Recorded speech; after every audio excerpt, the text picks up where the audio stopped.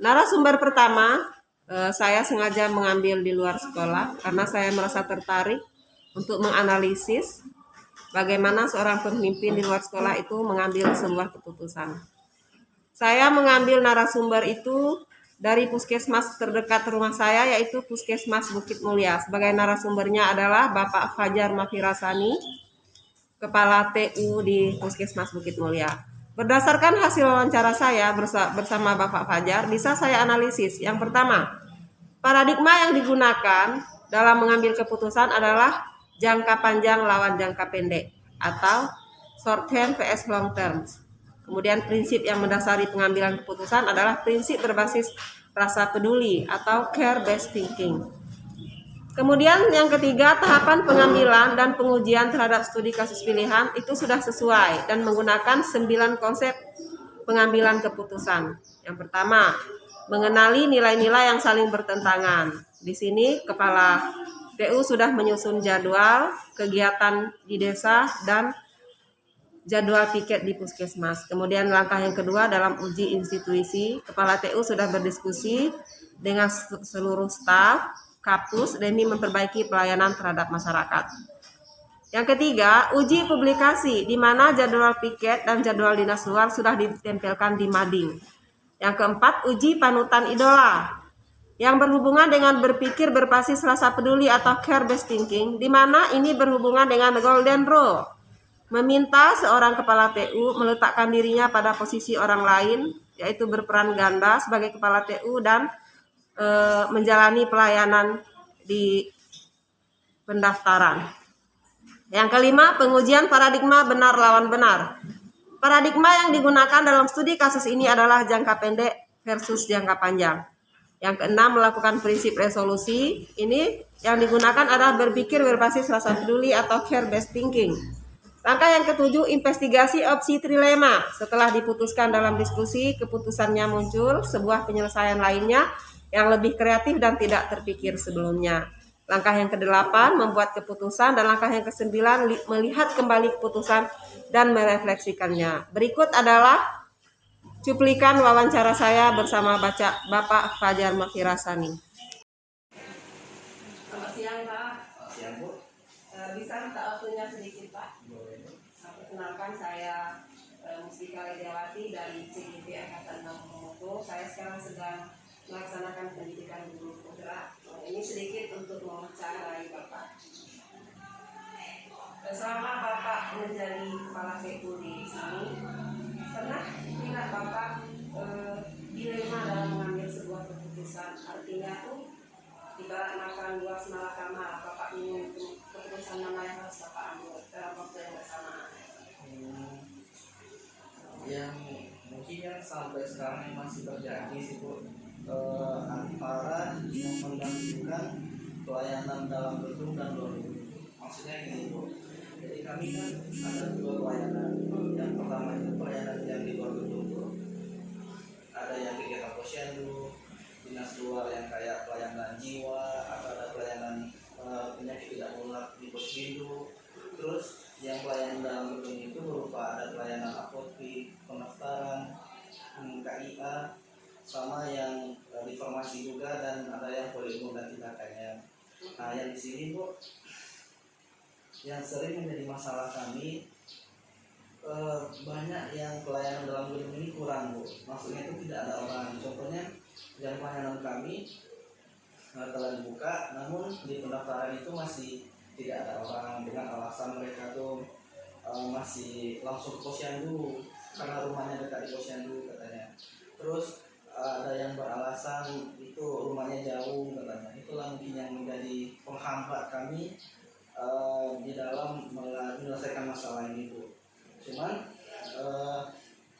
di sini, Bu, kami juga itu yang membuat kami dilema, Bu, dimana mementingkan kepentingan pelayanan di luar dengan mementingkan pelayanan di dalam, karena keduanya itu sama-sama penting, Bu. Kita nggak bisa meninggalkan, sedangkan di dalam kita dibutuhkan oleh pasien, di luar kita dibutuhkan oleh masyarakat. Jadi solusi kami itu, Bu, yang pertama itu disebabkan karena kami kekurangan orang. Yang namanya aja mungkin banyak, Bu, cuman realnya sekarang nih terasa kurangnya, Bu. Nah, yang kedua itu yang pertamanya masalahnya itu mungkin dengan permasalahan itu kami menyelesaikannya itu dengan rangkap Bu jadinya. Contohnya kayak saya Bu di TU, mungkin kalau misalnya tidak ada orang di pendaftaran, saya bantu di pendaftaran kayak gitu Bu paginya. Terus yang ada yang kayak Bu Suci Bu, itu tuh stafnya tuh di TU karena mungkin basicnya itu dari perawat Bu, mungkin mereka sering juga bantu dia di poli umum dan kadang bantu juga di apotek untuk mengambilkan obatnya gitu aja sampai sekarang mungkin itulah yang menjadi masalah kami gitu. Jadi solusinya tuh berarti berperan rangkap istilahnya ya Pak Aslan.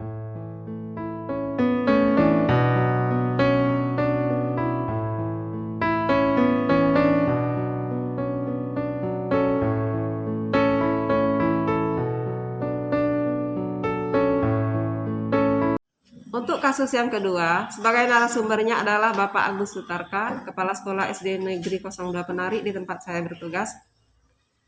Berhasilkan hasil wawancara, saya bisa menganalisis kasusnya. Yang pertama, paradigma yang digunakan dalam kasus ini adalah individu PS kelompok. Kemudian yang kedua, prinsip yang digunakan adalah prinsip berpikir berbasis hasil akhir atau ends based thinking. Kemudian yang ketiga, tahapan pengambilan dan pengujian terhadap studi kasus pilihan sudah sesuai dan menggunakan 9 konsep pengambilan dan pengujian keputusan. Di antaranya yang pertama, mengenali nilai-nilai yang saling bertentangan. Di sini kepala sekolah sudah meminta guru untuk memilih calon bendahara yang baru.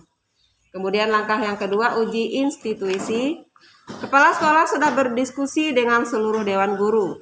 Untuk langkah yang ketiga, uji publikasi. Kepala sekolah sudah mengumumkan bendahara baru dalam forum rapat yang melibatkan seluruh guru, pengawas sekolah, dan komite sekolah. Kemudian yang keempat, uji panutan atau idola. Di sini tidak ada aspek pelanggaran hukum yang dilakukan oleh kepala sekolah. Kemudian langkah yang kelima yaitu pengujian paradigma benar lawan benar. Di sini untuk pengujian paradigma benar lawan benar itu digunakan dalam kasus ini adalah individu PS kelompok. Kemudian langkah yang keenam, prinsip resolusi. Ini digunakan prinsip berpikir berbasis rasa peduli atau care based thinking. Untuk langkah yang ketujuh adalah investigasi opsi trilema. Setelah diputuskan dalam diskusi, keputusannya muncul sebuah penyelesaian lainnya yang lebih kreatif dan tidak terpikir sebelumnya. Kemudian langkah yang ke-8, beliau membuat keputusan. Kemudian langkah terakhir, melihat kembali keputusan dan merefleksikan kembali. Nah, ini berikut adalah cuplikan wawancara saya dengan kepala sekolah. Apa tantangan yang Bapak hadapi dalam mengambil keputusan tersebut, Pak? Jadi tantangan yang perlu kita hadapi di sini ya, kita sudah tahu semua bahwa bendahara kita ini kan diganti, otomatis satu ibaratnya bendahara yang lama pasti kecewa itu dengan perubahan seperti ini. Keduanya bagi saya jelas agak berat juga untuk membimbing bendahara yang baru di sini dengan pembukuannya, proses dalam pelaksanaan pelaporan itu jelas kita dari nol lagi, maka itu perlu bimbingan lagi, perlu belajar lagi. Itu pasti kalau ada pergantian itu seperti itu yang perlu kita hadapi. Kemudian jadwalnya kapan Pak segera melaksanakan keputusan Bapak ini? Ya, kita mulai dari setelah pergantian ini kita mulai menyusun program di mana kita untuk masalah dari segi keuangan baik pengeluaran pemasukan itu ya kita mulai dari sekarang dengan kita rebut bareng-bareng antara dewan guru. Seperti di semester ini pelaksanaan Pak.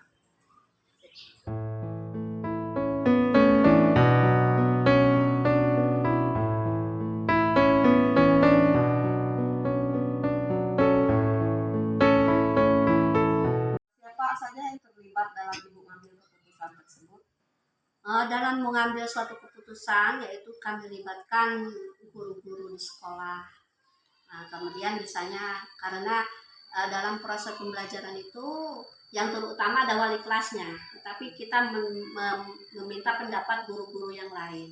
Seperti misalnya ada kasus anak kenaikan kelas, biasanya kami rapat dulu untuk penentuan kenaikan kelas.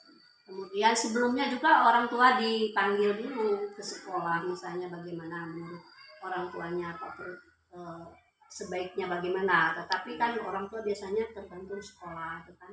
Tetapi dalam kasus kenaikan kelas itu paling itu kasusnya yang anak yang tidak bisa baca, kemudian usia siswa sudah tidak layak lagi di sekolah itu, misalnya usia terlalu melampaui. Nah, pertimbangan kami dalam kenaikan tersebut yaitu pertama mengingat usia anak, kedua mental anak juga. Kalau sering tidak naik kelas itu juga menjadi mental, daripada dia drop out sementara dia harus sebagai masa sekolah. Nah, wajib sekolah 9 tahun itu setidaknya menyelesaikan pendidikan di SD. Nah, itu juga ketentuan seperti itu juga dan harus tercantum di kurikulum adalah ketentuan kenaikan kelas. Di sana dicantumkan bahwa siswa yang 1 kali tidak naik kelas, kedua kalinya, tahun keduanya harus dinaikkan. Jadi itulah keputusan kami dalam mengambil suatu keputusan, dan di kurikulum juga harus dicantumkan seperti itu. Ada dasar hukumnya untuk Ada selain dasar hukum ada juga rasa ya, kemanusiaan. rasa kemanusiaan kita. Mungkin kan biasanya anak yang seperti itu tuh ke sekolahnya rajin, punya potensi yang lain juga. Jadi Bukan hanya di akademik kemudian potensinya juga ada.